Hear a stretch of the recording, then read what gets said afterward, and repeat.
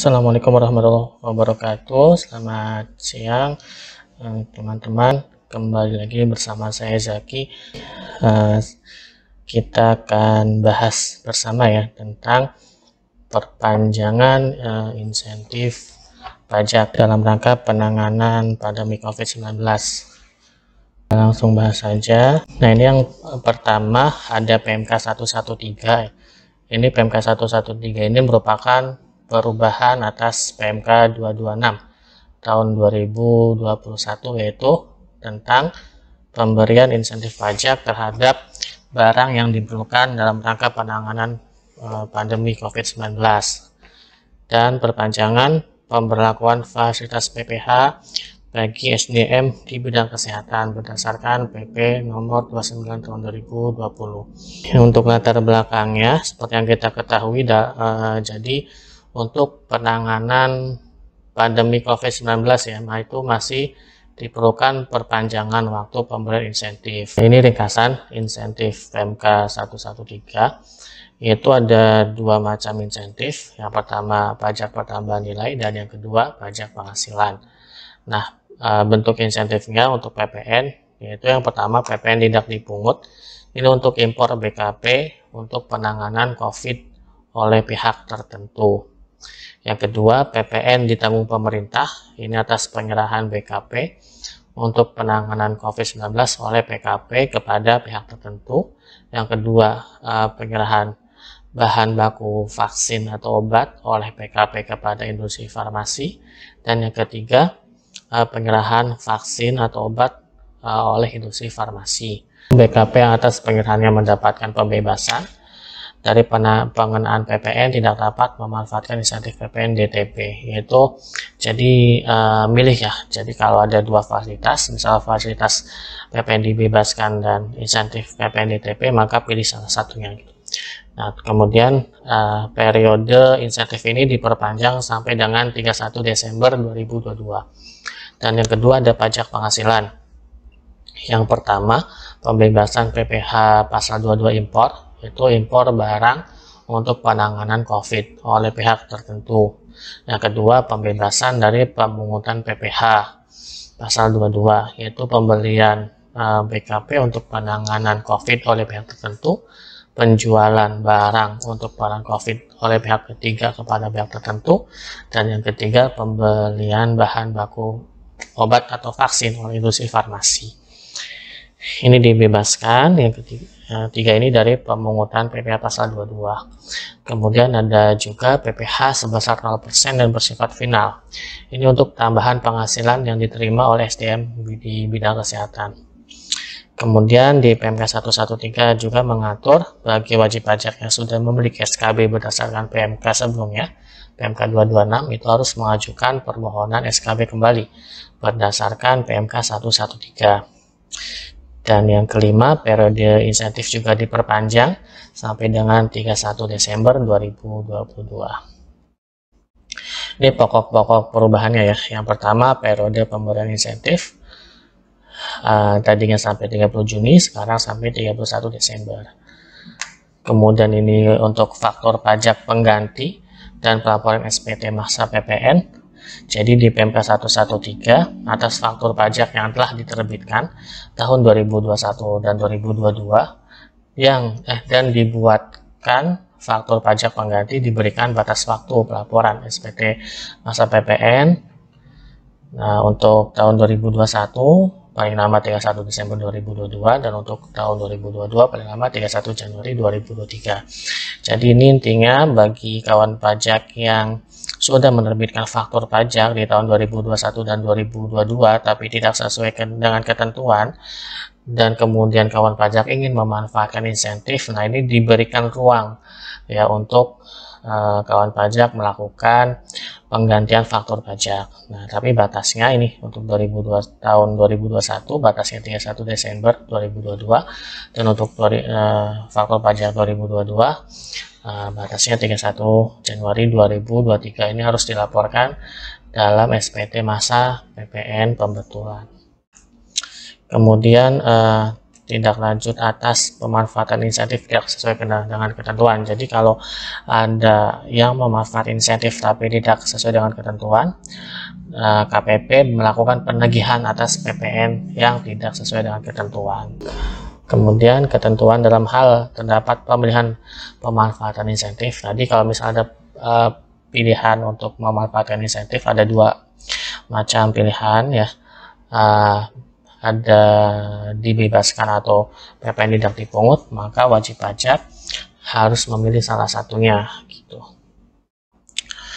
Kemudian untuk pembebasan PPh, pokok perubahannya tadi wajib pajak yang telah mengajukan SKB PPh 22 dan surat rekomendasi harus menyampaikan kembali permohonannya. Nah, ini subjek yang mendapatkan insentif. Yang pertama pihak tertentu. Ya, pihak tertentu ini siapa aja? Yang pertama badan atau instansi pemerintah. Ya, adalah Kementerian Kesehatan, Dinas Kesehatan Pemprov, Dinas Kesehatan Pemda atau Pemkot, dan Badan Nasional Penanggulangan Bencana atau BPBD ya. Kemudian ada rumah sakit yang ditunjuk oleh Kementerian Kesehatan, pemerintah daerah provinsi, pemerintah daerah kabupaten kota sebagai rumah sakit rujukan. Kemudian ada pihak lain, yaitu pihak yang memberikan sumbangan barang kena pajak yang diperlukan dalam rangka penanganan COVID yang telah menyampaikan surat pemberitahuan kepada Dinas Kesehatan Provinsi atau Dinas Kesehatan Kabupaten untuk menyumbang penanganan COVID. Ya, pihak tertentu ada 3 ya, badan, instansi pemerintah, rumah sakit, dan pihak lain.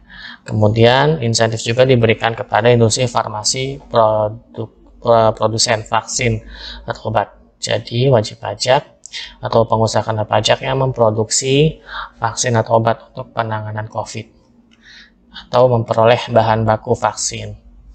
Kemudian wajib pajak yang memperoleh vaksin, ya ini orang pribadi atau badan yang memperoleh vaksin dari produsen vaksin. Periodenya 1 Januari sampai 1 Desember 2022. Ini barang kena pajak yang diperlukan dalam penanganan COVID yang mendapat insentif, yaitu obat-obatan, vaksin dan peralatan pendukung vaksinasi, peralatan lab, peralatan pendeteksi, peralatan pelindung diri, dan peralatan perawatan pasien. Nah, ini yang pendukung vaksinasi itu meliputi apa aja? Ada seringe, kapas alkohol, alat pelindung diri berupa face shield, hazmat, sarung tangan, dan sebagainya. Bisa dibaca. Kemudian ini kita bahas lebih dalam satu-satu. Yang pertama tentang insentif pajak pertambahan nilai.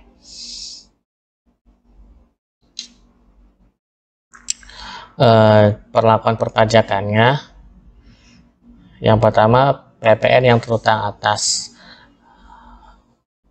Yang pertama ya impor BKP yang diperlukan dalam penanganan COVID oleh pihak tertentu tidak dipungut PPN.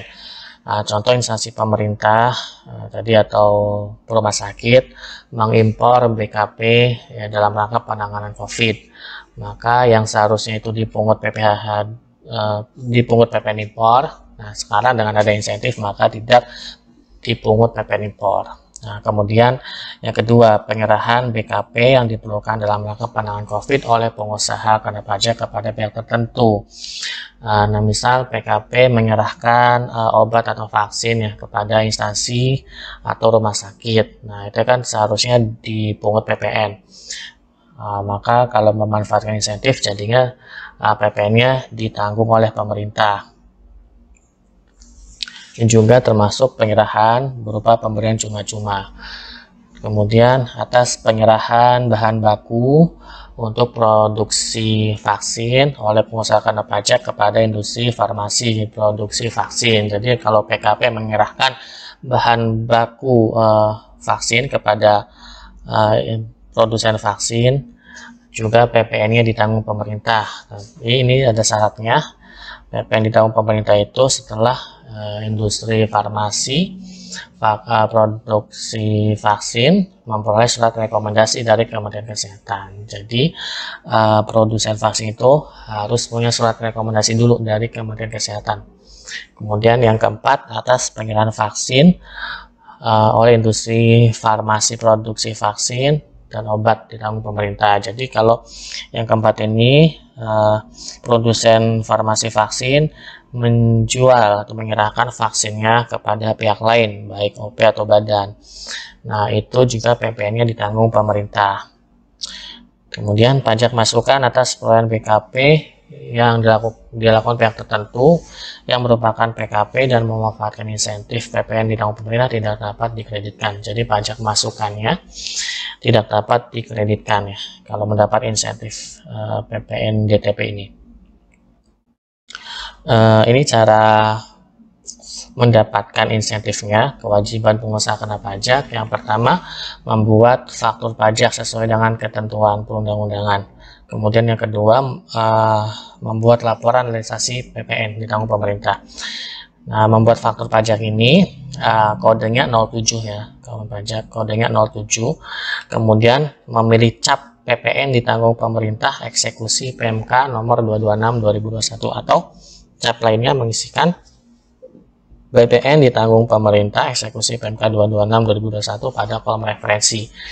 Nah, kemudian faktur pajaknya dilaporkan di SPT masa PPN sesuai dengan ketentuan.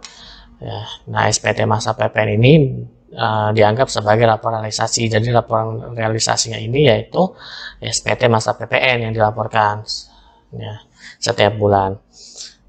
Kemudian laporan realisasi PPN atau SPT masa PPN dibuat setiap masa pajak. Yang tadi ya, faktur pajak pengganti dan pelaporan dalam SPT masa PPN. Jadi dalam hal terdapat penyerahan yang dulu telah diterbitkan faktur pajak namun belum memenuhi ketentuan yaitu salah atau mengisi penulisan nilai PPN, maka PKP wajib membuat faktur pajak pengganti kalau mau mendapat insentif PPN DTP ini. Terus PKP wajib melaporkan faktur pajak penggantinya di SPT masa PPN sesuai dengan ketentuan. Nah, kemudian SPT masa PPN-nya ini untuk faktur pajak pengganti selama tahun 2021 dilaporkan paling lambat 31 Desember 2022, dan untuk faktur pajak untuk penyerahan tahun 2022 dilaporkan paling lambat 31 Januari 2023. Kemudian PKP yang menerbitkan faktur pajak pengganti namun tidak memenuhi ketentuan perundang-undangan ya maka tidak akan diberikan insentif. Tuh.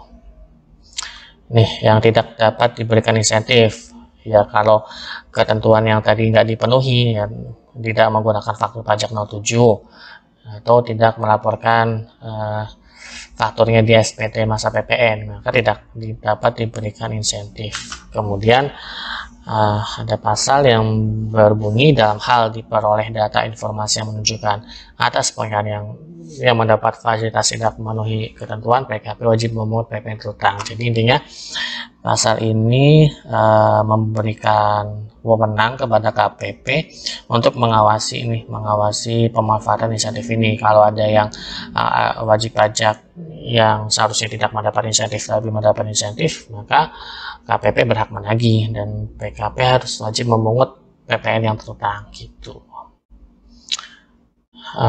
BKP yang diperlukan dalam rangka penanganan COVID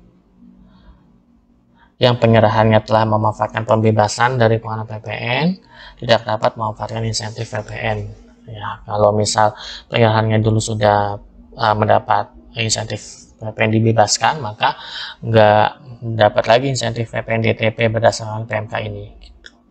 Nah, ini contoh faktur pajaknya ya. Jadi ini harus ada cap PPN ditanggung pemerintah eksekusi PMK 226/2021 atau di referensinya ditulis ini nggak kelihatan ya. Nah, ini tulisannya PPN ditanggung pemerintah eksekusi PMK 226 tahun 2021. Gitu. Kedua, fasilitas pajak penghasilan. Ini juga masa berlakunya sampai Desember 2022. Nah, ini perlakuan perbajakannya. Yang pertama, pihak tertentu yang melakukan impor barang untuk penanganan COVID diberikan pembebasan dari pemungutan PPh pasal 22 impor. Pembebasan diberikan sesuai dengan ketentuan perundang-undangan yang dilaksanakan oleh Ditjen Bea Cukai tanpa SKB. Jadi, kalau instansi atau badan pemerintah tadi atau rumah sakit atau pihak lain Kalau impor kan biasanya dipungut PPh 22 impor oleh bea cukai, tapi dengan ada insentif ini maka tidak dipungut PPh 22 impor gitu. Terus pembebasannya dari 1 Januari sampai 31 Desember 2022. Terus pihak tertentu harus menyampaikan laporan realisasi pembebasan PPh 22 impor. Nah, harus lapor realisasi. Laporannya di pajak.go.id paling lambat tanggal 20 bulan berikutnya. Ada di DJP online format bentuk laporannya. Kemudian ini yang pembebasan PPh pasal 22. Pihak tertentu yang melakukan pembelian barang atau industri farmasi produksi vaksin yang melakukan pembelian bahan baku, selain tadi di PPN-nya ditanggung pemerintah, juga diberikan pembebasan dari pemungutan PPh pasal 22. Pembebasannya ini diberikan melalui SKB, jadi mengajukan SKB dulu kalau yang PPh 22 ini. Kemudian pembebasan bagi industri farmasi produksi vaksin diberikan setelah memperoleh surat rekomendasi dari Kementerian Kesehatan. Jadi mengajukan surat rekomendasi dulu ke Kementerian Kesehatan, kemudian juga mengajukan SKB sampai 31 Desember ya. Kemudian harus menyampaikan laporan realisasi pembebasan PPh pasal 22, kemudian laporan realisasi di DJP online paling lambat tanggal 20 bulan berikutnya. WP yang telah mengajukan surat rekomendasi berdasarkan PMK sebelumnya harus menyampaikan kembali permohonan surat rekomendasi berdasarkan PMK yang baru ini.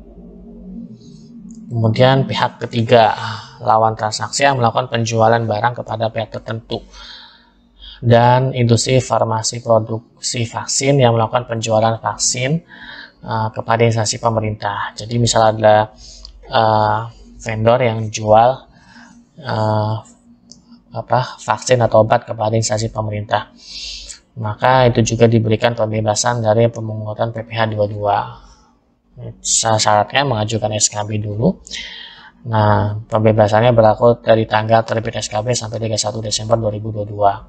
Kemudian harus menyampaikan laporan realisasi pembebasan PPh pasal 22, dan laporan realisasinya disampaikan di DJP online paling lambat tanggal 20 bulan berikutnya untuk setiap masa pajak. Ya, jadi sama syaratnya mengajukan SKB dan menyampaikan laporan realisasi setiap bulan. Ini pengajuan SKB-nya di DJP online. Ya. Jadi kawan pajak coba aja di DJP online, kemudian di menu KSWP dan nanti pilih SKB PPh pasal 22. Nah, ini yang selanjutnya itu perpanjangan pemberian fasilitas PPh ya, PPh pasal 21 ini.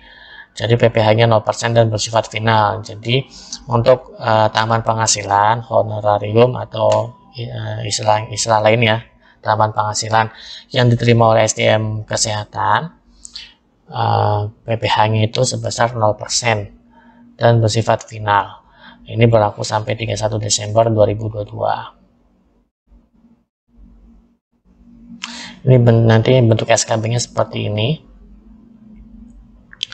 Oke, terima kasih kawan pajak. Itu adalah tentang PMK 113 ya. Jadi sekian kawan pajak untuk pembahasan kali ini. Nanti selanjutnya kita akan bahas PMK 1-nya nih, PMK 114. Ya, terima kasih.